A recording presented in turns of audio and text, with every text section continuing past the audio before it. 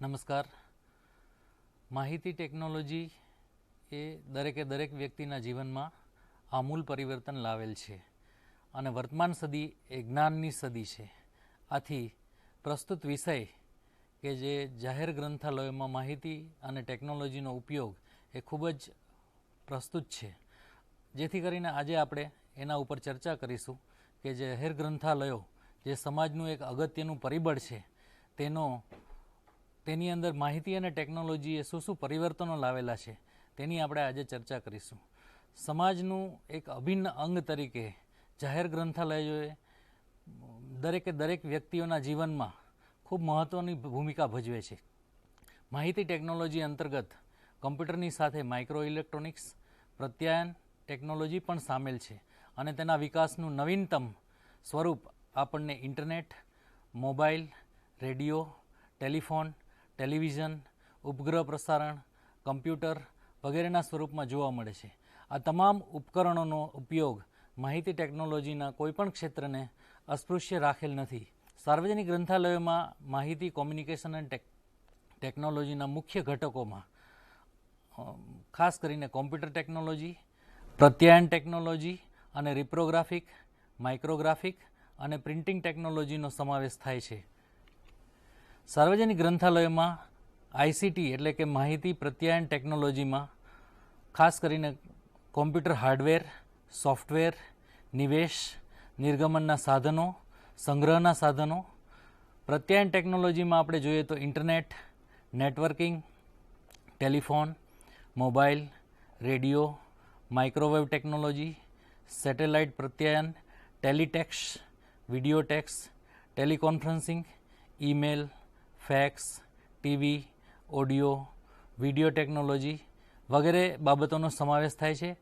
જ્યારે reprographic, micrographic અને printing technology photocopy, microfilming, scanning, printer, videography અને આરએફઆઈડી એટલે કે રેડિયો ફ્રીક્વન્સી આઇડેન્ટિફિકેશન ટેગ જેનો ઉપયોગ કરીને ગ્રંથાલયોના તમામ કાર્યો આપણે સ્વયં સંચાલિત કરી શકીએ છીએ.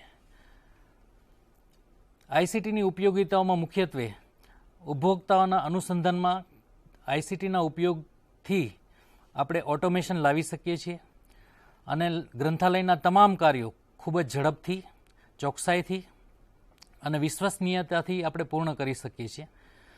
સમાજ અત્યારે પેપરલેસ સોસાયટી તરફ જઈ રહ્યો છે અને જ્યારે કેશલેસ ઇકોનોમીની આપણે વાત કરીએ છીએ ત્યારે આઈસીટીનો ઉપયોગથી ગ્રંથાલયની સેવાઓની ગુણવત્તા, અસરકારકતા, વિશ્વસનીયતા અને નિયમિતતામાં સુધારો આવે છે. આઈસીટીના ઉપયોગથી કોઈપણ ગ્રંથાલયની સ્થાનિક તેમજ રાષ્ટ્રીય સ્તરે પ્રસિદ્ધિ વિસ્તરે છે, તેમજ વૈશ્વિક સ્તરે કોલાબ્રેશન પણ કરી શકાય છે. વિકસતા જતા ઇલેક્ટ્રોનિક માહિતી સ્ત્રોતોની દુનિયામાં ઉપયોગ માટે આઈસીટી એક અનિવાર્ય શરત છે. સાર્વજનિક ગ્રંથાલયોમાં આઈસીટીની આવશ્યકતાને કારણે તેના આંતરિક કાર્યો જેવા કે માહિતીની ઝડપી પ્રક્રિયાતા અને ચોકસાઈ તેમજ કોમ્પ્યુટરાઇઝેશન અને નેટવર્કમાં ભાગીદારી તે તેની પ્રાથમિક આવશ્યકતા છે. સામયિકો અને પુસ્તકોમાં અત્યારે ભાવ વધારાના કારણે સાર્વજનિક ગ્રંથાલયો માટે દરેક સક્રિય સ્ત્રોતો અને પ્રકાશનો નેટવર્ક શેરિંગ મારફતે જ મેળવીને આપણને પરવડી શકે તેમ છે અને તે માટે સાર્વજનિક ગ્રંથાલયોમાં કોમ્પ્યુટરાઇઝેશન અને નેટવર્કમાં ભાગીદારી એ તેની પ્રાથમિક આવશ્યકતા છે. મેડિકલ સાયન્સના ફિલ્ડમાં મેડલાર્સ તેમજ એગ્રીકલ્ચર સાયન્સના ફિલ્ડમાં એગ્રીસ, ઇનિસ જેવા ઘણા વૈશ્વિક ડેટાબેઝ દ્વારા ઇલેક્ટ્રોનિક માહિતીનું વિતરણ કરવામાં આવે છે. જ્યાં સુધી લાઇબ્રેરીમાં ઓટોમેશન આપણે લાગુ ન કરીએ ત્યાં સુધી આ વૈશ્વિક સ્તરે જે ડેટાબેઝમાં માહિતી ઉપલબ્ધ હોય છે તેનો આપણને એક્સેસ મળી શકતો નથી. લગભગ તમામ ક્ષેત્રમાં સાહિત્યમાં બહોળા પ્રમાણમાં વૃદ્ધિ થઈ રહી છે અને રોજ હજારોની સંખ્યામાં ઇન્ટરનેટ ઉપર વેબ પેજ જ્યારે ઉમેરાઈ રહ્યા છે ત્યારે ગ્રંથ સૂચિ નિયંત્રણ શક્ય નથી અને તેના માટે આઈસીટી ખૂબ જરૂરી છે. સાર્વજનિક ગ્રંથાલયોના સંગ્રહમાં આપણી સંસ્કૃતિના વારસા સમા ઘણા સાહિત્યોનો સંગ્રહ છે જે વર્ષો જૂના હોવાથી જર્જરિત થયેલા છે. આ સાહિત્યનું ડિજિટલાઇઝેશન દ્વારા તેને ઇલેક્ટ્રોનિક રૂપમાં સંગ્રહીને લોકો માટે ઉપલબ્ધ કરી શકાય છે. ગ્રંથાલયના રૂટીન કાર્યો જેવા કે પુસ્તકો અંગેની માહિતી એકત્રિત કરવી, એના માટે આપણે જુદા જુદા કેટલોગમાંથી મેન્યુઅલી સૂચિ મગાવીને આપણે માહિતી એકત્ર કરતા હોઈએ છીએ. જ્યારે આઈસીટીનો ઉપયોગ દ્વારા પ્રકાશકો અને વિક્રેતાઓની વેબસાઇટ ઉપરથી ઇન્ટરનેટની મદદથી આપણે પ્રકાશન સૂચિ ડાઉનલોડ કરીને તેને મિનિટો કે કલાકોમાં આ કાર્ય પૂર્ણ કરી શકીએ છીએ. ત્યારબાદ પુસ્તકોનું ઓર્ડર લિસ્ટ તૈયાર કરવામાં આપણે જુદા જુદા કેટલોગનો ઉપયોગ કરીને ઓર્ડરનું અંદાજિત લિસ્ટ આપણે તૈયાર કરતા હોય છે. જ્યારે આ કેટલોગ આજકાલ ઇન્ટરનેટ ઉપર ઉપલબ્ધ થવાથી તેમાં પણ ઓટોમેશનથી આપણે ઝડપ લાવી શકીએ છીએ.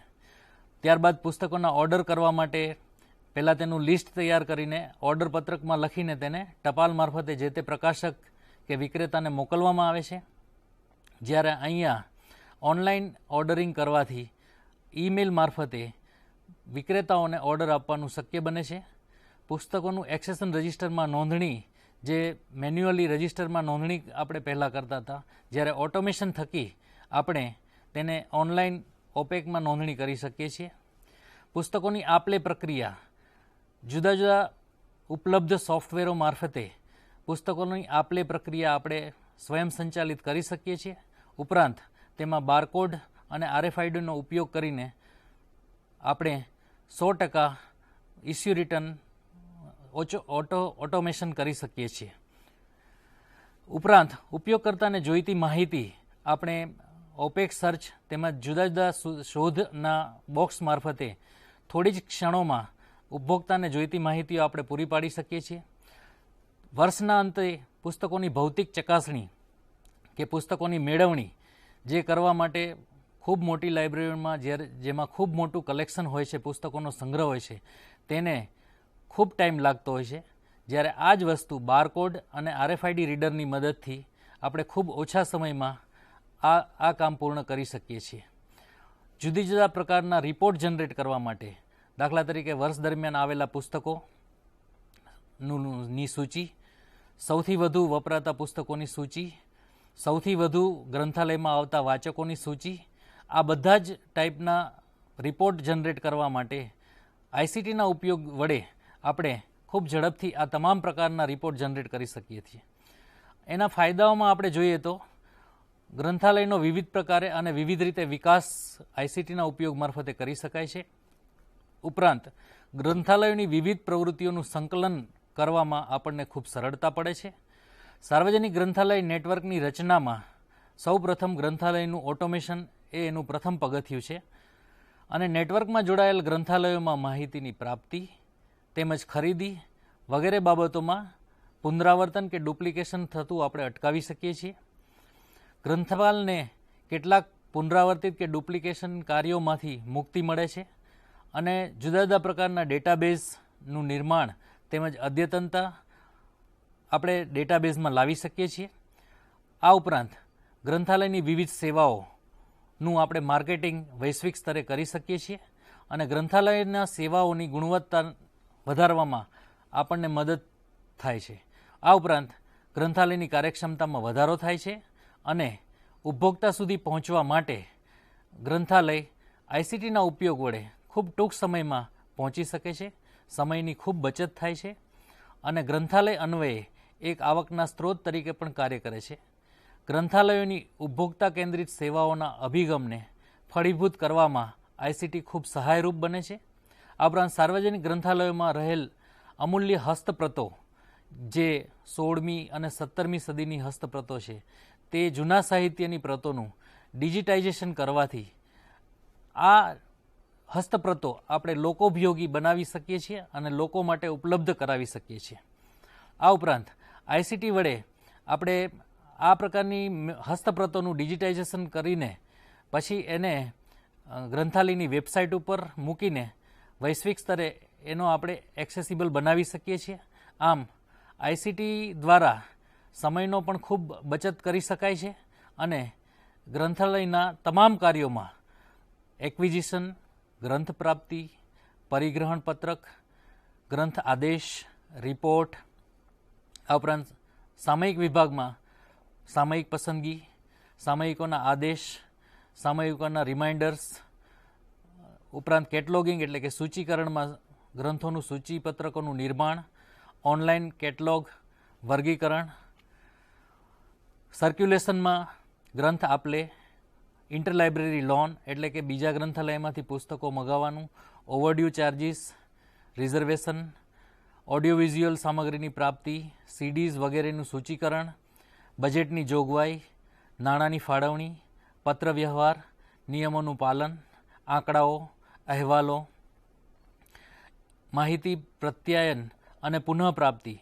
એમાં ડેટાબેઝનું વ્યવસ્થાપન, ઓનલાઈન ડેટાબેઝનું શોધ, અનુક્રમણીકરણ, સારાંશીકરણ, ડાઉનલોડ, રેફરન્સ સર્વિસમાં વાંગ્મય સૂચિ, ઉપભોક્તા શિક્ષણ, સાક્ષરતા, મુક્ત પ્રવેશ પદ્ધતિ, આ પ્રકારના ગ્રંથાલયના તમામ આંતરિક કાર્યોમાં આઈસીટીના ઉપયોગ વડે આપણે ખૂબ ઝડપ તેમજ ચોકસાઈ લાવી શકીએ છીએ, તેમજ ગ્રંથાલયને આપણે વૈશ્વિક સ્તરે ગ્રંથાલયની તમામ સેવાઓને વૈશ્વિક સ્તરે આપણે પ્રસ્તુત કરી શકીએ છીએ.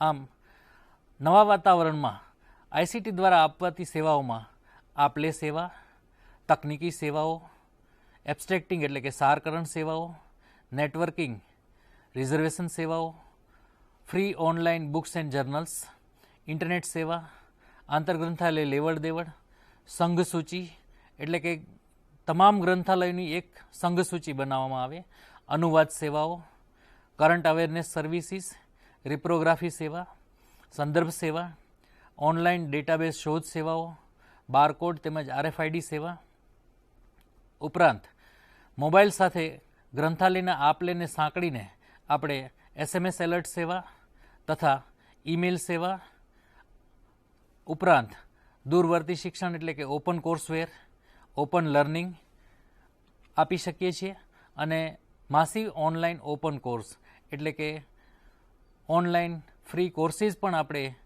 ગ્રંથાલય મારફતે ઓફર કરી શકાય છે.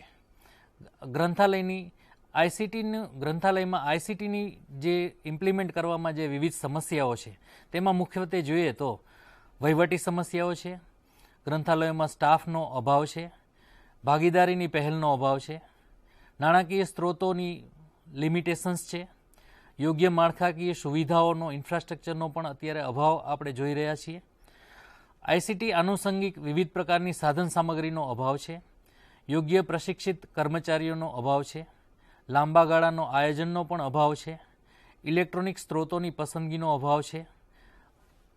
આ એની મુખ્ય સમસ્યાઓ છે.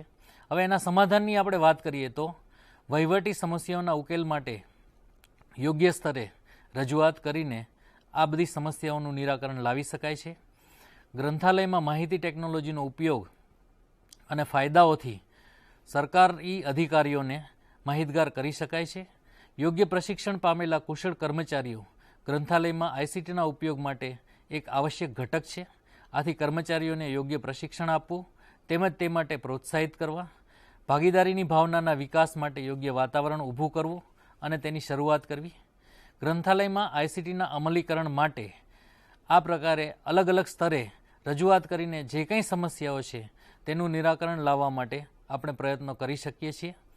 ઉપરાંત આર્થિક સહાય પણ મેળવી શકાય છે અને વિવિધ સંસ્થાઓ જેવી કે રાજા રામમોહન રાય લાઇબ્રેરી ફાઉન્ડેશન અને બીજી સંસ્થાઓ મારફતે આર્થિક સહાય પણ મેળવી શકાય છે.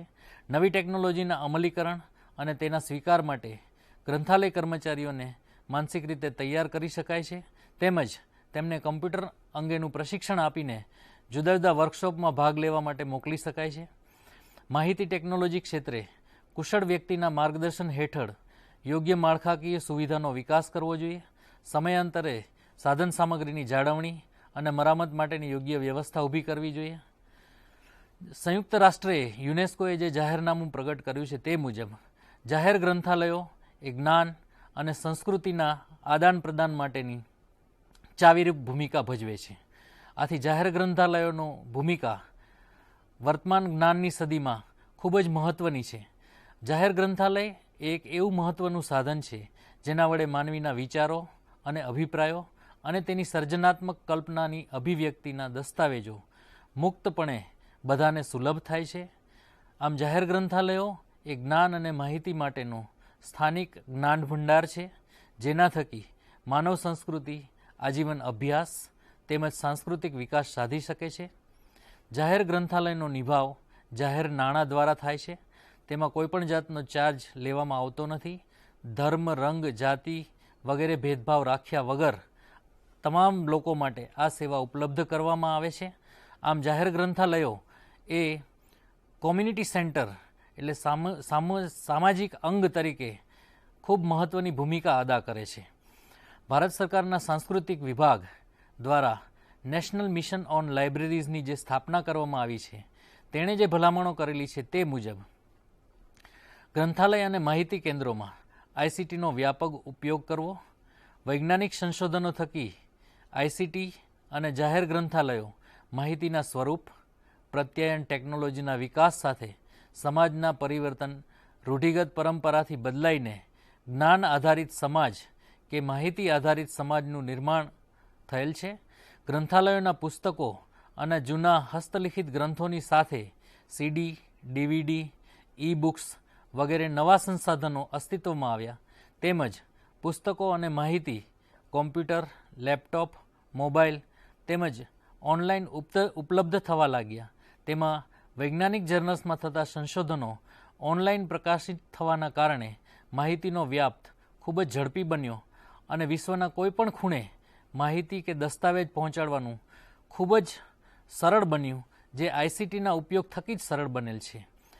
ભારતમાં જાહેર ગ્રંથાલયોની વાત કરીએ આપણે તો ભારતમાં કુલ 35 રાજ્યોમાંથી 19 રાજ્યોમાં ગ્રંથાલય ધારો લાગુ પડેલ છે અને કુલ જિલ્લાઓ 592 છે, તાલુકાઓ 3987 છે અને એની વસ્તીની ટકાવારી જોઈએ તો જિલ્લામાં લગભગ 76% વસ્તી જિલ્લા ગ્રંથાલયો દ્વારા કવર કરવામાં આવેલી છે, જ્યારે તાલુકા ગ્રંથાલયો દ્વારા 5% વસ્તી ભારતના ટોટલ વસ્તીના 5% કવર થયેલ છે અને ગ્રામ્ય ગ્રંથાલયો દ્વારા 4.9% કવર થયેલ છે.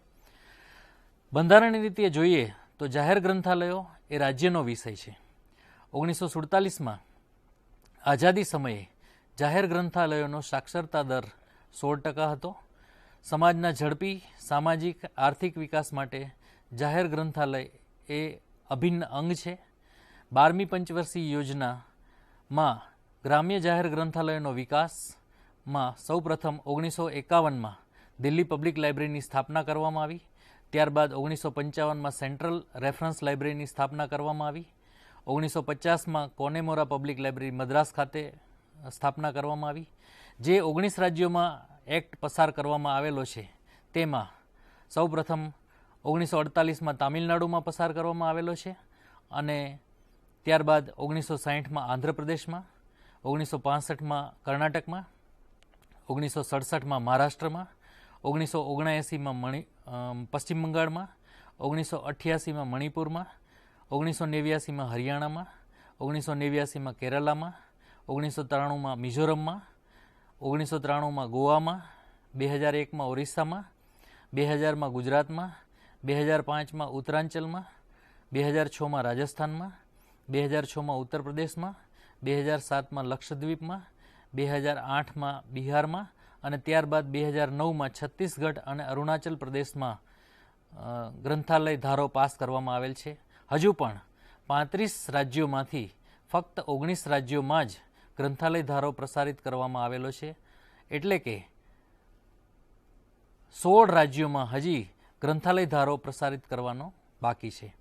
ભારતની 125 કરોડની વસ્તીમાં 72% લોકો ગ્રામ્ય વિસ્તારોમાં રહે છે, જે લગભગ 6,40,000 ગામડાઓમાં રહે છે.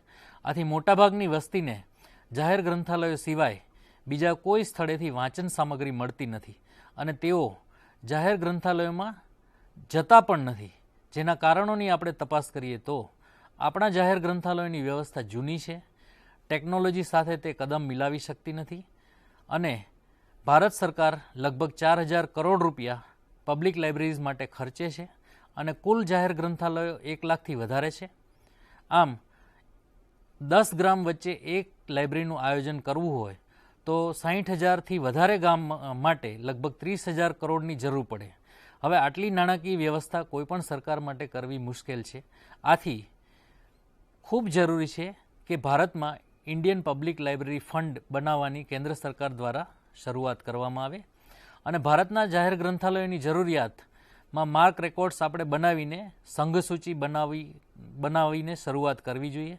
ઉપરાંત આવા ડેટાબેઝની પ્રમાણભૂતતા નક્કી કરવી જોઈએ અને દરેક ગ્રંથાલયોને નેટવર્ક માટે જોડવા એ ખૂબ જરૂરી છે. અને અપ્રાપ્ય ગ્રંથોનું ડિજિટાઇઝેશન પણ એટલો જ મહત્ત્વની બાબત છે. આ ઉપરાંત આંતરગ્રંથાલય લેવડ દેવડ, ફોટોકોપી, ઓપેક એટલે online public access catalogue, audio visual materials, electronic દસ્તાવેજની ડિલિવરી, લાઇબ્રેરી સેવાઓનું પ્રમોશન, વેબ આધારિત સેવાઓ અને આવા ગ્રંથાલયોને નેશનલ વર્ચ્યુઅલ લાઇબ્રેરી સાથે જોડવામાં આવે તો એ ભારતની તમામ જનતા માટે ખૂબ જ ઉપયોગી નીવડશે. જાહેર ગ્રંથાલયની ચળવળની શરૂઆત 1911માં મહારાજા સયાજીરાવ ગાયકવાડે વડોદરા રાજ્યમાંથી કરેલ.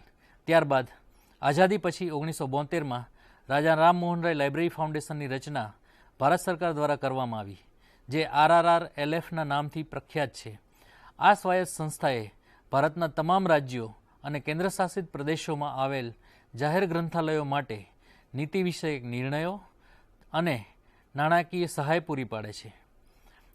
અને જાહેર ગ્રંથાલયોમાં દરેક રાજ્યોનો વિવિધ વિકાસ ઉપરાંત દરેક રાજ્યોમાં બોલાતી અલગ અલગ ભાષાઓ, દરેક રાજ્યોના ઉપભોક્તાઓની જુદી જુદી જરૂરિયાતો, ગ્રંથાલયમાં આધુનિકરણ અને ગ્રંથાલયનો ખાસ કરીને સ્ત્રીઓ અને બાળકો દ્વારા ઓછો ઉપયોગ, આ અત્યારના મુખ્ય આપણે અનુભવતા લિમિટેશન્સ છે, જેને ઓવરકમ કરીને આપણે ગ્રંથાલયોનું ઓટોમેશન અને નેટવર્કિંગ કરીને એક ખૂબ સારી સેવા આપણે ભારતની તમામ જનતા માટે પૂરી પાડી શકીએ છીએ. ગ્રંથાલયમાં સીમાચિહ્નરૂપ ચળવળ તો આપણે ક્રોનોલોજીકલ વાઇઝ જોઈએ તો 1911માં બરોડા મુવમેન્ટ, ત્યાર પછી 1934માં ડૉક્ટર રંગનાથનનો પ્રવેશ, 1948માં પ્રથમ લાઇબ્રેરી અધિનિયમ, 1951માં દિલ્હી પબ્લિક લાઇબ્રેરીની સ્થાપના, 1972માં રાજા રામમોહનરાય લાઇબ્રેરી ફાઉન્ડેશનની સ્થાપના અને 2005માં નેશનલ નોલેજ કમિશનની સ્થાપના. આજની આપણે જાહેર ગ્રંથાલયોની મુખ્ય સમસ્યાઓની ચર્ચા કરીએ તો વાચકોની સંખ્યા ઘટતી જાય છે, એટલે કે વાચકોનો વાંચન પ્રત્યેની અભિરુચિ ઘટતી જાય છે. બીજો મુખ્ય સમસ્યા કે જે માધ્યમ છે એ પ્રિન્ટમાંથી ઇલેક્ટ્રોનિક માધ્યમમાં મોટાભાગનું સાહિત્ય આજકાલ ઉપલબ્ધ થવા માંડ્યું છે અને SMS જનરેશન, જે આજકાલની પેઢીને મોબાઈલ જનરેશન અને SMS મારફતે જે બધી માહિતીઓ એમને વોટ્સએપ પર મળતી હોય છે, એટલે એ બધા સાથે કદમ મિલાવવા માટે જાહેર ગ્રંથાલયોએ પણ એમના આંતરમાળખાકીય સુવિધાઓ તેમજ ઇન્ફ્રાસ્ટ્રક્ચરને અપડેટ કરીને નવા જમાના સાથે તાલમેલ મેળવવી પડે. ઇન્ટરનેટ કનેક્ટિવિટીનો પણ જોઈએ તેવી સ્પીડ નથી મળતી આપણને. રાષ્ટ્રીય પોલિસીની પણ ભારતમાં અભાવ છે. ઉપરાંત જેમ જુદા જુદા રાજ્યોમાં અલગ અલગ ભાષાઓ બોલવામાં આવે છે, એ ભાષાકીય વિવિધતા એ પણ એક એનો મુખ્ય લિમિટેશન્સ છે. નાણાકીય સ્ત્રોતોની મુશ્કેલી પણ છે. તો આ બધા જે સમસ્યાઓ છે, સ્ટાફની અછત છે, માહિતી અને ટેકનોલોજીની સ્કિલનો અભાવ છે. આ ઉપરાંત વર્તમાન પેઢીને ગુણવત્તા, ઝડપ તેમજ ઉત્કૃષ્ટ વાતાવરણ જોઈએ છે. તો આ બધી સમસ્યાઓ જાહેર ગ્રંથાલયોમાં આજકાલ આપણે જોઈ રહ્યા છીએ. તો એ બધી સમસ્યાઓને દૂર કરવા માટે ગ્રંથાલયોમાં, જાહેર ગ્રંથાલયોમાં ICTનો ઉપયોગ એ ખૂબ મહત્ત્વનો વિષય છે અને સરકાર તેમજ દરેક શૈક્ષણિક સંસ્થાઓએ તેમજ લાગતા વળગતા ઓફિસરોએ એનો તાત્કાલિક ઉપયોગ કરીને, ICTનો ઉપયોગ કરીને જાહેર ગ્રંથાલયની સેવા લોકો માટે ઉપલબ્ધ બનાવવા માટે તનતોડ મહેનત કરવી ખૂબ જરૂરી છે. ICTના ઉપયોગ માટે રાજા રામમોહનરાય લાઇબ્રેરી ફાઉન્ડેશન નામની પ્રચલિત કેન્દ્રીય સ્વાયત્ત સંસ્થા કે જે ભારત સરકારના સાંસ્કૃતિક વિભાગ હેઠળ કાર્યરત છે, તે ભારત સરકારની નોડલ એજન્સી છે, જે ભારતમાં જાહેર ગ્રંથાલય ચળવળ અને જાહેર ગ્રંથાલયોની સેવાઓને પરિપૂર્ણ કરવા માટે સહાય કરે છે અને તેનું વડું મથક કલકત્તા ખાતે આવેલ છે. રાજા રામમોહનરાય લાઇબ્રેરી ફાઉન્ડેશન જાહેર ગ્રંથાલયોને પુસ્તકોની ખરીદી માટે તેમજ ગ્રામ્ય સ્તરે, તાલુકા સ્તરે અથવા જિલ્લા સ્તરે વાંચનાલયો બનાવવા માટે, પુસ્તક પ્રાપ્તિ માટે, કોમ્પ્યુટર તેમજ ટીવી સેટ્સ વસાવવા માટે, આ ઉપરાંત ગ્રંથાલયને લગતા સેમિનાર, વર્કશોપ, પુસ્તક પ્રદર્શન આ બધી વસ્તુઓ માટે ભારતના લગભગ 32,000થી વધુ ગ્રંથાલયોને નાણાકીય સહાય પૂરી પાડે છે.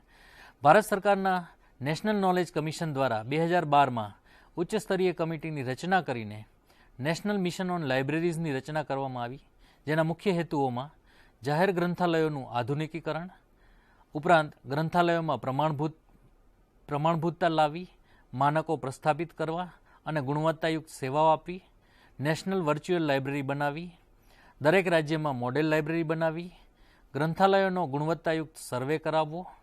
હાલમાં ભારતમાં લગભગ 1,46,000થી વધુ ગ્રંથાલયો છે. ગ્રંથાલયોમાં છેલ્લા દસકાઓમાં આઈસીટીનો વિકાસની આપણે ચર્ચા કરીએ તો 1986થી 1995 દરમિયાન માહિતીને એક ખજાના સ્વરૂપે જોવામાં આવતી. ત્યારબાદ 1996થી 2005 દરમિયાન જ્ઞાનને એક શક્તિના સ્વરૂપમાં જોવામાં આવતી. ત્યારબાદ 2006 પછીથી જ્ઞાનનું પ્રચાર અને પ્રસાર એ સંપત્તિ અને શક્તિ ગણવામાં આવે છે. એટલે કે કોઈ પણ એક મોટા ગ્રંથાલયમાં જો લાઇબ્રેરીનું કલેક્શન ખૂબ વધારે હોય તો એ ગ્રંથાલય બહુ સમૃદ્ધ નથી ગણવામાં આવતું, પણ એ કલેક્શનનો પ્રચાર અને પ્રસાર એટલે કે એનું એક્સેસ, એનું વાંચન જેટલું વધારે થાય એના આધાર ઉપરથી એ ગ્રંથાલયને સમૃદ્ધ ગણવામાં આવે છે. અને આ વસ્તુ આઈસીટીના ઉપયોગ થકી જ જ્ઞાનનો પ્રચાર અને પ્રસાર ખૂબ અસરકારક રીતે થઈ શકે છે. એટલે કે સામૂહિક કન્ટેન્ટ, કોલાબરેટિવ કન્ટેન્ટ આપણે ક્રિએટ કરવું જોઈએ. સ્થાનિક ભાષામાં જ્ઞાન અને માહિતીનું પ્રસારણ થાય એ પણ એટલું જ અગત્યનું છે. ઉપરાંત મલ્ટીમીડિયા ઉત્પાદનો, e learning course, mobile apps અને મૂક્સ દ્વારા જ્ઞાનનો પ્રચાર અને પ્રસાર કરી શકીએ છીએ. તો આઈસીટીના મુખ્ય ઘટકોની આપણે વાત કરીએ તો ઇન્ટરનેટ એટલે કે ખૂબ ઝડપ ધરાવતું ઇન્ટરનેટ કનેક્ટિવિટી અને દરેકે દરેક જગ્યાએ ઇન્ટરનેટની ઉપલબ્ધતા, મોબાઈલમાં પણ ઇન્ટરનેટની ઉપલબ્ધતા હોવી જરૂરી છે. વેબ 2.0, ફ્રી અને ઓપન સોર્સ સોફ્ટવેર, ઘણા બધા સોફ્ટવેર લાઇબ્રેરીના ઓટોમેશન માટે ફ્રી અને ઓપન રીતે ઉપલબ્ધ છે. ઇલેક્ટ્રોનિક સ્ત્રોતો દરેક વાચકો માટે ઉપલબ્ધ કરાવવા જરૂરી છે. ડિજિટલ લાઇબ્રેરી એટલે કે જૂની હસ્તપ્રતો તેમજ ખૂબ અગત્યનું સંગ્રહ હોય કોઈપણ લાઇબ્રેરીમાં એને મેન્યુસ્ક્રિપ્ટનું ડિજિટાઇઝેશન કરીને લોકો માટે એ ઉપલબ્ધ બનાવવું પણ ખૂબ જરૂરી છે અને એ આઈસીટીના ઉપયોગથી જ શક્ય બનશે. Open access content, mobile technology અને જેમ વાત કરી તેમ આરએફઆઈડી એટલે કે રેડિયો ફ્રીક્વન્સી આઇડેન્ટિફિકેશન. એચકે કોલના મત મુજબ આપણી વર્તમાન જાહેર ગ્રંથાલય વ્યવસ્થા એ દેશમાં તેના મુખ્ય હેતુ જ્ઞાનને દરેક વ્યક્તિ માટે ઉપલબ્ધ કરાવવામાં સંપૂર્ણ રીતે નિષ્ફળ ગયેલ છે અને તેનો માહિતી અને ટેકનોલોજીના વિકાસ સાથે પુનર્ગઠન કરવું જરૂરી છે. આમ આઈસીટી થકી જાહેર ગ્રંથાલયોમાં રહેલા જ્ઞાનને આપણે લોકભોગ્ય બનાવી શકીએ છીએ અને તેનો પ્રચાર અને પ્રસાર કરાવી શકીએ છીએ. આજકાલ ઓનલાઈન બેન્કિંગ, ઓનલાઈન આરોગ્ય સેવાઓ, કૃષિ વિષયક માહિતી, સરકારી નીતિ વિષયક માહિતી, ઓનલાઈન ખરીદી, ઈ લર્નિંગ, ઇન્ફોર્મેશન કિયોસ્ક મૂકીને જાહેર ગ્રંથાલયોને આપણે કોમ્યુનિટી માહિતી કેન્દ્રો તરીકે આપણે વિકસિત કરી શકીએ છીએ અને આવા માહિતી કેન્દ્રોનું નેટવર્કિંગ કરીને કોન્સોર્સિયા બનાવી શકાય. કેશલેસ ઇકોનોમી, દૂરવર્તી શિક્ષણ, ઓપન લર્નિંગ તેમજ માસિવ ઓનલાઈન ઓપન કોર્સ, આ તમામ સેવાઓ જાહેર ગ્રંથાલયોને આપણે આઈસીટી વડે સજ્જ કરીને આપણે લોકો માટે ઉપલબ્ધ જાહેર ગ્રંથાલયો થકી કરાવી શકીએ છીએ. આથી આઈસીટીનો ઉપયોગ અને એનું અમલીકરણ તમામ જાહેર ગ્રંથાલયોમાં કરવું એ ખૂબ જરૂરી છે. જેનાથી જે અસરો આપણને જોવા મળશે તેમાં વેબ આધારિત ગુણવત્તાયુક્ત માહિતી સેવાઓ આપણે લોકો સુધી પહોંચાડી શકીશું. ચોકસાઈપૂર્ણ માહિતીનું પ્રસારણ તેમજ તેની પુનઃપ્રાપ્તિ ખૂબ ઓછા સમયમાં કરી શકાશે. ઇકોનોમી, ઇઝીનેસ, એક્સટેન્શન અને એફિશિયન્સી, આમ કાર્યક્ષમતા પણ વધારી શકાશે. ઉપરાંત ગ્રંથાલયમાં ઉપલબ્ધ સંગ્રહને આપણે વૈશ્વિક સ્તરે બીજા લોકો સુધી પહોંચાડી શકીશું. ગ્રંથાલયનો એક્સેસ 24/7 આપણે ઉપલબ્ધ કરાવી શકીશું. ઉપભોક્તા સાથે સીધો સંપર્ક સાધી શકાશે અને ઓછી કિંમતે માહિતીનું આદાન પ્રદાન થઈ શકશે. આમ નેશનલ નોલેજ કમિશન જે ભલામણો કરેલી છે તે મુજબ રાજ્ય મધ્યવર્તી ગ્રંથાલયમાં સંયુક્ત પ્રકાશન, ઈ ગવર્નન્સ, સ્થાનિક ભાષામાં બિબ્લિયોગ્રાફી તૈયાર કરવી રાજ્ય સ્તરે અને ઈ લર્નિંગ, આટલું બાબતોની ખ્યાલ રાજ્ય મધ્યવર્તી ગ્રંથાલયે લેવાનો છે. જિલ્લા સ્તરે જાહેર સંપર્ક વિકાસ, ગ્રામ્ય માહિતી કેન્દ્રોનું સંકલન અને તાલુકા સ્તરે આંતરગ્રંથાલય લોન, વેબ આધારિત સેવાઓ, દરેક વય જૂથના વ્યક્તિઓ માટે કાર્યક્રમોનું આયોજન કરવું. ઉપરાંત ગ્રામ્ય માહિતી કેન્દ્રો કે જે કોમ્યુનિટી માહિતી કેન્દ્રો તરીકે વર્તીને સમાજના તમામ લોકોને કૃષિ આધારિત કે એમને જોઈતી સામાન્ય માહિતી પૂરી પાડી શકે. પંચાયત સ્તરના માહિતી કેન્દ્રો, આ ઉપરાંત જાહેર ગ્રંથાલયો મારફતે તેની મૂળભૂત સેવાઓ જેવી કે પુસ્તક લેવડ દેવડ, વાંચનખંડની ઉપલબ્ધતા વગેરે સેવાઓ આઈસીટીના ઉપયોગ થકી આપણે લોકો સુધી પહોંચાડી શકીએ છીએ. આ ઉપરાંત બીજી સેવાઓમાં જે વાત કરીએ તો નેશનલ વર્ચ્યુઅલ લાઇબ્રેરીની ભલામણો મારફતે ડિજિટલ કન્ટેન્ટને સ્થાનિક, રાષ્ટ્રીય અને વૈશ્વિક સ્તરે તેનો એક્સેસ આપવામાં આવશે અને સરકારના જુદા જુદા વિભાગો, દાખલા તરીકે Prasar Bharati, all India radio, સીડેક વગેરે મારફતે ડિજિટલ કન્ટેન્ટ બનાવવામાં આવે છે અને તેનો ડેટાબેઝ તૈયાર કરીને બહુભાષીય રીતે ઉપલબ્ધ કરાવવામાં આવશે. વર્તમાન અને ભવિષ્યની આઈસીટી આધારિત જાહેર ગ્રંથાલય સેવાઓમાં ઇન્ટરનેટ, વેબ 2.0, ફ્રી અને ઓપન સોર્સ સોફ્ટવેર, ઇલેક્ટ્રોનિક સ્ત્રોતોનો access, digital library, open access content, mobile technology વગેરે સેવાઓ આપણે સામાન્ય જનતાને પહોંચાડી શકીશું. આમ આઈસીટીના ઉપયોગ થકી વૈશ્વિક સ્તરે કોઈપણ રાજ્યની પ્રાદેશિક માહિતી પણ વૈશ્વિક સ્તરે આપણે લોકભોગ્ય બનાવી શકીશું. એનએમએલ એટલે કે નેશનલ મિશન ઓન લાઇબ્રેરીની ભલામણો પ્રમાણે એણે જે ભલામણો કરેલી છે તેમાં રાજા રામમોહન રાય લાઇબ્રેરી ફાઉન્ડેશનનું પુનર્ગઠન કરવું, દરેક જાહેર ગ્રંથાલયોને વધુ સ્ટાફ ઉપલબ્ધ કરાવવો, દરેક જાહેર ગ્રંથાલયોને વધુ ફંડ આપવું, નવી પબ્લિક લાઇબ્રેરી સિસ્ટમ ઉપલબ્ધ કરાવવી, આધુનિકીકરણ અને આઈસીટીનો ઉપયોગ વધારવો, ગ્રંથાલયના તમામ ક્ષેત્રોમાં આઈસીટીનો ઉપયોગ વધારવો, ઇલેક્ટ્રોનિક સ્ત્રોતો જે પુસ્તકો હોય કે સામયિક હોય કે એન્સાયક્લોપીડિયા હોય તેને ઇલેક્ટ્રોનિક સ્વરૂપમાં ઉપલબ્ધ કરાવવા, જાહેર ગ્રંથાલયોનું નેટવર્કિંગ કરવું અને જાહેર ગ્રંથાલયોને જ્ઞાનના કેન્દ્રો તરીકે વિકસિત કરવા.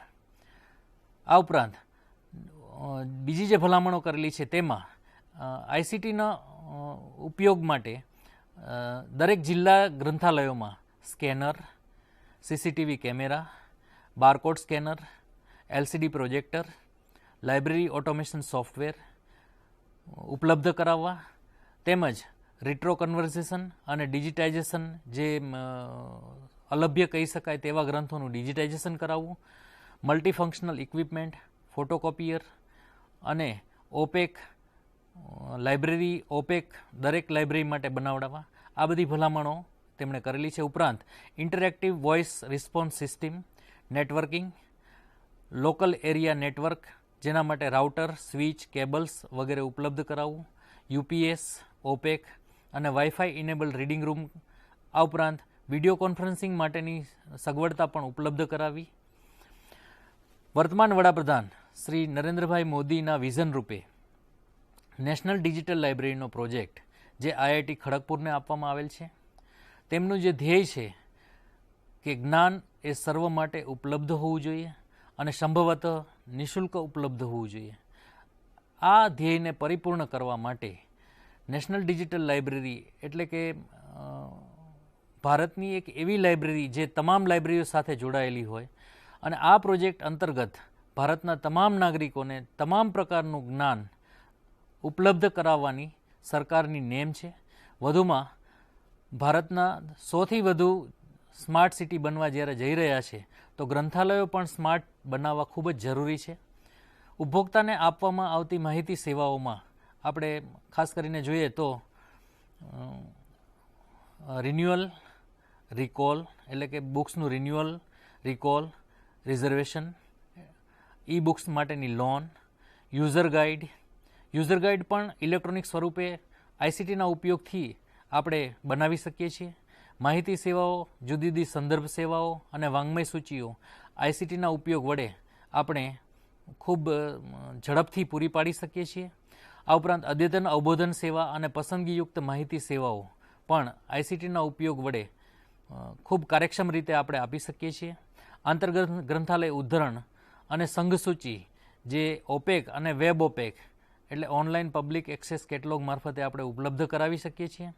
ઓડિયો વિઝ્યુઅલ સેવાઓ, SMS એલર્ટ, સબ્જેક્ટ ગેટવે, જુદા જુદા વિષયના ઉપલબ્ધ ગ્રંથાલયમાં ઉપલબ્ધ માહિતી સબ્જેક્ટ ગેટવે પર મૂકીને આપણે જુદા જુદા વિષયના સબ્જેક્ટ પોર્ટલ પણ બનાવી શકીએ છીએ. ડિજિટલ લાઇબ્રેરી, ઇલેક્ટ્રોનિક સ્ત્રોતો, પેટન્ટ્સ, સ્ટાન્ડર્ડ્સ, કોર્સ મટીરિયલ્સ વગેરે આઈસીટીના ઉપયોગ થકી આપણે ઉપલબ્ધ કરાવી શકીએ છીએ. આમ જાહેર ગ્રંથાલયોમાં આઈસીટીના ઉપયોગ વડે આપણે ગ્રંથાલયની તમામ પ્રકારની સેવાઓને ખૂબ કાર્યક્ષમ રીતે અને ઓછા સમયમાં લોકો સુધી પહોંચાડી શકીએ છીએ. આ રીતે આઈસીટીના ઉપયોગ વડે આપણે જાહેર ગ્રંથાલયોને એક માહિતી કેન્દ્ર તરીકે, સામુદાયિક કેન્દ્ર એટલે કે કોમ્યુનિટી સેન્ટર તરીકે આપણે વિકસિત કરી શકીએ છીએ. અને જાહેર ગ્રંથાલયો એ નું ભાવિ આપણે વિચારીએ જાહેર ગ્રંથાલયોનું તો ફક્ત બુક્સ માટેનું સંગ્રહ સ્થાન નથી. જાહેર ગ્રંથાલય એ ખાલી કલેક્શન પોઈન્ટ ઓફ વ્યૂથી આપણે બુક્સનું સંગ્રહ સ્થાન નથી વિચારતા, પણ એનો વધારે ને વધારે ઉપયોગ થાય એ પણ એટલું જ જરૂરી છે. આથી જાહેર ગ્રંથાલયોનું કલેક્શન વધારવું એ એક આપણો ઉદ્દેશ્ય ના હોઈ શકે, પણ એનો જેટલો બને એટલો વધારે લોકો એક્સેસ કરી શકે એના માટે જાહેર ગ્રંથાલયો આપણે 24/7 એનો એક્સેસ આપણે લોકોને આપવો જોઈએ. અને લાઇબ્રેરી દરેકના ખિસ્સામાં આપણે ઉપલબ્ધ, જો લાઇબ્રેરીને આપણે મોબાઈલ એક્સેસ આપીએ એટલે કે લાઇબ્રેરીની વેબસાઇટ બનાવીને એનું જો મોબાઈલ એપ્લિકેશન ડેવલપ કરીને એનો આપણે મોબાઈલમાં ઉપભોક્તાઓને જો એક્સેસ આપીએ તો દરેક ઉપભોક્તાને પોતાના ખિસ્સામાં લાઇબ્રેરી એને જ્યારે જોઈતા પુસ્તકો અથવા જોઈતા ડોક્યુમેન્ટને એ વાંચી શકે છે. અને ફ્રી ઇન્ટરનેટ અને વાઈફાઈ આપણે આપવું જોઈએ. મોબાઈલ એપ્લિકેશન આપણે ગ્રંથાલયો માટે ડેવલપ કરવી જોઈએ. સોશિયલ મીડિયા, આજકાલ સોશિયલ મીડિયાનો બધા ખૂબ ઉપયોગ કરતા હોય છે, ખાસ કરીને ફેસબુક, ટ્વિટર, બ્લોગ વગેરે મારફતે પણ આપણે ગ્રંથાલયોની હાજરી એ દરેક સોશિયલ મીડિયા ઉપર આપણી ગ્રંથાલયોની હાજરી હોવી જરૂરી છે. તો જ ભારતના તમામ લોકો સુધી ગ્રંથાલયોમાં ઉપલબ્ધ ગ્રંથ ભંડારને આપણે લોકો સુધી પહોંચાડી શકીએ. ભારતના તમામ વ્યક્તિ પાસેથી સીધી કે આડકતરી રીતે ટેક્સ ઉઘરાવવામાં આવે છે. જાહેર ગ્રંથાલયો ફક્ત શિક્ષિત વ્યક્તિઓ માટે જ નથી. આ ગ્રંથાલયો અર્ધશિક્ષિત, અશિક્ષિત તેમજ વિકલાંગ લોકો માટે પણ છે અને વૃદ્ધો માટે પણ છે. માહિતીની જરૂરિયાત સમાજના તમામ વર્ગોના લોકોને રહેવાની, ચાહે ખેડૂત હોય, કારીગર હોય, ઉદ્યોગપતિ હોય કે વિદ્યાર્થી હોય. આજે આપણે જોઈએ છીએ તો ગ્રંથપાલોમાં વિશ્વાસનો અભાવ જોવા મળે છે. સરકારનું પણ થોડું ઉદાસીન વલણ છે. પ્રાથમિકતાનો અભાવ છે. જ્ઞાનના અર્થશાસ્ત્રમાં ગ્રંથાલયોની ખૂબ જ મહત્ત્વની ભૂમિકા છે. જાહેર ગ્રંથાલયો વગરના સમાજની કલ્પના કરવી એ ખૂબ મુશ્કેલ છે. ડૉક્ટર મનમોહન સિંઘે નેશનલ નોલેજ કમિશનના જે ચેરમેન હતા એમણે આપેલું એક વાક્ય છે, જાહેર ગ્રંથાલયો એ જ્ઞાન અર્થશાસ્ત્રની સ્થાપનામાં એક મહત્ત્વનું ઘટક છે. તો જાહેર ગ્રંથાલયના ઓટોમેશનમાં નેટવર્કિંગનું સૌપ્રથમ પગથિયું છે ઓટોમેશન, જેના માટે ભારત સરકાર દ્વારા ઈ ગ્રંથાલય સોફ્ટવેર નેશનલ ઇન્ફોર્મેટિક્સ સેન્ટર દ્વારા વિકસાવવામાં આવેલ છે. અને આ સોફ્ટવેર કોઈપણ જાતના ચાર્જ લીધા વગર આપવામાં આવે છે. અને આ સોફ્ટવેરનું વિતરણ એ નેશનલ ઇન્ફોર્મેટિક્સ સેન્ટર દ્વારા કરવામાં આવે છે. ઉપભોક્તાઓની ડિમાન્ડ પણ હાલના સંજોગોમાં બદલાયેલ છે. ગુણવત્તાયુક્ત કન્ટેન્ટ પણ આપણે ઉપલબ્ધ કરાવવું ખૂબ જરૂરી છે, તેમજ ખૂબ ઓછા સમયમાં ઉપલબ્ધ કરાવવું પણ જરૂરી છે. આમ હાલના જાહેર ગ્રંથાલયો ઉપરની તમામ ઉપભોક્તાની ડિમાન્ડને પૂરી કરવામાં અસફળ છે, જેને કારણે ઉપલબ્ધ સ્ત્રોતોનો ઓછો ઉપયોગ થઈ રહ્યો છે, તેમજ જાહેર ગ્રંથાલયો જોઈતી અસર ઉપજાવી શકતા નથી અને ગ્રંથાલયની અસર ઉપજાવવામાં અસમર્થ છે. નિભાવ ખર્ચ પણ ખૂબ વધી ગયેલ છે. લાઇબ્રેરીઓ બંધ થવા લાગી છે કે નિમ્ન ગુણવત્તા ધરાવતી સંસ્થા તરીકે ગણાવા લાગી છે. આ આપણું વર્તમાન ચિત્ર છે કે જાહેર ગ્રંથાલયોની હાલ લગભગ અવસ્થા મૃતપ્રાય કહી શકાય એવી છે. લોકોની વાંચવાની આદતમાં ઘટાડો થયેલ છે. લોકોની એવી માનસિકતા છે કે ઇન્ટરનેટ અને ગૂગલ મારફતે બધું જ મળી શકે છે, પણ એ માનસિકતા સાચી નથી, કેમ કે ગૂગલ ઉપરથી કોઈ પણ આધારભૂત માહિતી મળતી નથી. જાહેર ગ્રંથાલયોની પ્રાથમિકતાનો અભાવ છે. જાહેર ગ્રંથાલયોમાં ઓટોમેશન અને નેટવર્કિંગનો પણ અભાવ છે. અને નવી પેઢીની જે ડિમાન્ડ આપણે વાત કરી તેમ ગુણવત્તા, ઝડપ અને વાતાવરણ. નવી પેઢીને ખૂબ જ ઝડપથી અને ગુણવત્તાસભર માહિતી જોઈએ છે અને એના માટેનું એમ્બિયન્સ એટલે કે વાતાવરણ પણ ખૂબ સારું હોવું જરૂરી છે ગ્રંથાલયમાં. જે આજે આપણે જાહેર ગ્રંથાલયોમાં જોઈએ તો એ ગ્રંથાલય અને એ ઇન્ફ્રાસ્ટ્રક્ચરનો અભાવ જોવા મળે છે. જાહેર ગ્રંથાલયનો અને જેને કારણે જાહેર ગ્રંથાલયનો ઓછો ઉપયોગ થઈ રહ્યો છે અને સમાજ પર તેની જે છાપ છોડવી જોઈએ જાહેર ગ્રંથાલયો એ છાપ છોડવા માટે અસમર્થ છે. એટલે હાલમાં જે દેખાવ છે એ નિરાશાવાદી છે. જાહેર ગ્રંથાલયો બિનઉપયોગી બની ગયા છે. વાંચવાની આદત લોકોમાં ઓછી થતી જાય છે અને એવી માન્યતા છે કે ઇન્ટરનેટ ઉપર બધું જ ઉપલબ્ધ છે. ડિજિટલ ગ્રંથાલયો એ ભવિષ્ય છે. આઈસીટી વડે ઇન્ટરનેટ અને વેબ 2.0 થકી આપણે ડિજિટલ ગ્રંથાલયો ઉપલબ્ધ કરાવી શકીએ છીએ. ફ્રી અને ઓપન સ્ત્રોત તેમજ સોફ્ટવેરના મારફતે ઇલેક્ટ્રોનિક સ્ત્રોતોનો એક્સેસ આપીને અને ડિજિટલ લાઇબ્રેરી બનાવીને અને મોબાઈલ ટેકનોલોજીમાં પણ ગ્રંથ ભંડારનો એક્સેસ આપીને આપણે જ્ઞાન આધારિત સમાજનું નિર્માણ કરી શકીએ છીએ. અને એના માટે જાહેર ગ્રંથાલય એ ખૂબ મહત્ત્વનું પરિબળ છે. વિક્રેતા અને ગ્રંથાલયો તેમજ શિક્ષણ અને સાક્ષરતા વચ્ચેનો સહસંબંધ પ્રચલિત છે.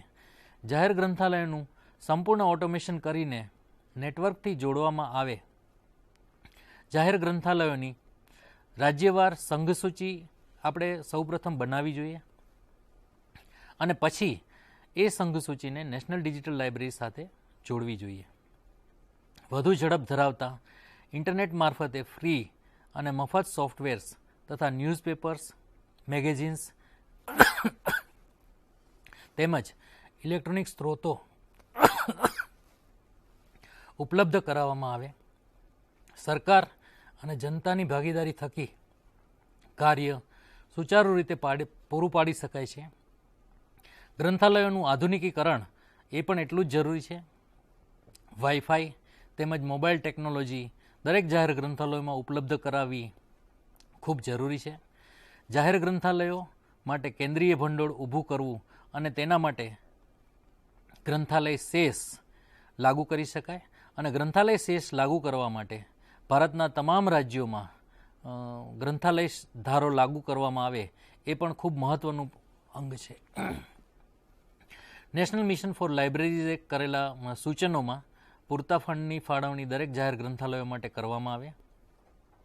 ખેતી વિષયક તેમજ હવામાન વિષયક અને અન્ય માહિતી તેમજ ઈ ગવર્નન્સની તમામ સેવાઓ જાહેર ગ્રંથાલયોમાં માહિતી કિયોસ્ક મારફતે આપવી જોઈએ. ડિજિટલ સાક્ષરતા થકી ડિજિટલ ઇન્ડિયાનું સ્વપ્ન સાકાર કરવું જોઈએ એ પણ નેશનલ મિશન ફોર લાઇબ્રેરીઝે સૂચન કરેલું છે.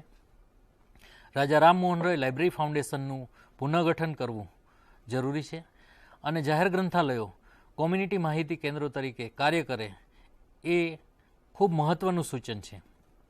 આ માહિતી કેન્દ્રો મારફતે રંગ, જાતિ, ઉંમર, જ્ઞાતિના ભેદભાવ રહિત તમામ માટે માહિતી વિનામૂલ્યે ઉપલબ્ધ કરાવવામાં આવે અને ઇન્ડિયન પબ્લિક લાઇબ્રેરી એસોસિએશનની સ્થાપના કરવામાં આવે કે જે ભારતમાં રહેલા તમામ જાહેર ગ્રંથાલયો માટે એનું ઇન્ફ્રાસ્ટ્રક્ચર, એની નાણાકીય ફાળવણી, વગેરે તમામ બાબતોનો ઇન્ડિયન પબ્લિક લાઇબ્રેરી એસોસિએશન મારફતે ખ્યાલ રાખવામાં આવે.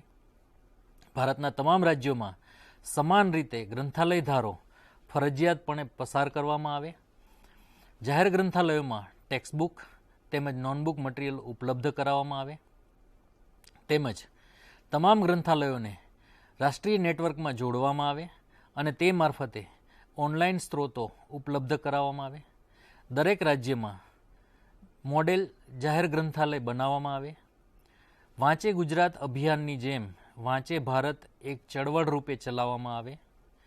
ભારતના દરેક નાગરિકને રાઇટ ટુ લાઇબ્રેરી એક્સેસ હેઠળ યુનિક આઈડી સાથે સાંકળીને ફ્રી વાંચન ઉપલબ્ધ કરાવવામાં આવે અને યુનિક આઈડી કાર્ડને લાઇબ્રેરી કાર્ડ તરીકે ઉપયોગ કરવામાં આવે અને દરેક નાગરિકને જન્મની સાથે જ લાઇબ્રેરી મેમ્બરશીપ ફરજિયાતપણે મળી જાય તેવી વ્યવસ્થા ગોઠવવામાં આવે તે ખૂબ જરૂરી છે. સ્માર્ટ સિટી પ્રોજેક્ટની અંતર્ગત સ્માર્ટ લાઇબ્રેરી પણ ફરજિયાતપણે વિકસાવવામાં આવે. જાહેર ગ્રંથાલયો માટે ઇન્ડિયન પબ્લિક લાઇબ્રેરી એક્ટ બનાવવામાં આવે તથા તેના માટે સેન્ટ્રલ લાઇબ્રેરી ફંડ પણ ઊભું કરવામાં આવે. તમામ જાહેર ગ્રંથાલયોનું આધુનિકીકરણ કરવામાં આવે. પબ્લિક પ્રાઇવેટ પાર્ટનરશિપ હેઠળ જાહેર ગ્રંથાલયોને વિકાસ માટે પ્રોત્સાહન આપવામાં આવે. ઇલેક્ટ્રોનિક સ્ત્રોતોનો એક્સેસ તમામ જાહેર ગ્રંથાલયો માટે ઉપલબ્ધ બનાવવામાં આવે. ડિજિટાઇઝેશનને પ્રોત્સાહન આપવામાં આવે. ડૉક્ટર બાબા સાહેબ આંબેડકર યુનિવર્સિટીના તમામ અભ્યાસ કેન્દ્રોનું ગુજરાતમાં જાહેર ગ્રંથાલયો સાથે જોડાણ કરવું અને ડૉક્ટર મનમોહનસિંહે જે વાક્ય આપણને કહેલું છે, આપણે જ્ઞાનનું ઉપાર્જન પ્રચાર અને પ્રસાર કરતા કેન્દ્રો જેવા કે જાહેર ગ્રંથાલયોનું દરેક ગામડામાં પુનઃગઠન કરવું જોઈએ અને જ્ઞાન આધારિત સમાજના નિર્માણમાં જાહેર ગ્રંથાલયો એ ખૂબ અગત્યનું ઘટક છે. આમ આપણે જો ભારતને વિશ્વગુરુ તરીકે જોવા ઈચ્છતા હોઈએ તો જાહેર ગ્રંથાલયોનું નેટવર્કિંગ, તેનું ઓટોમેશન અને જાહેર ગ્રંથાલયોમાં આઈસીટીનો ઉપયોગ કરીને જાહેર ગ્રંથાલયોને અદ્યતન બનાવવા ખૂબ જરૂરી છે. તો જ વિશ્વગુરુનું સ્વપ્ન સાકાર થઈ શકે. આભાર.